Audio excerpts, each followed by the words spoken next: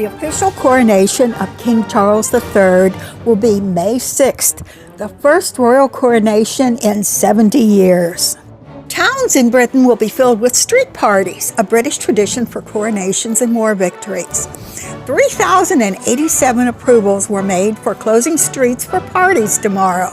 There'll be tables and chairs on the roads full of food and drink as everyone celebrates the coronation together. The main dish at the official coronation lunch will be Coronation Quiche, spinach, broad bean, and cheddar quiche, a French dish for a British king.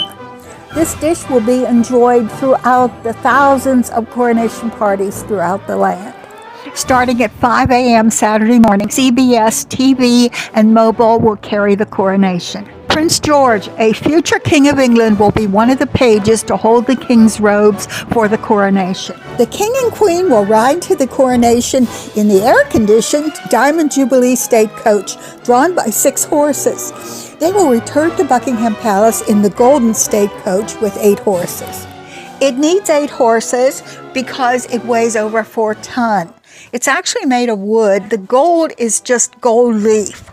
The family of the Prince of Wales and other important royals will follow on the return trip to Buckingham in various other carriages.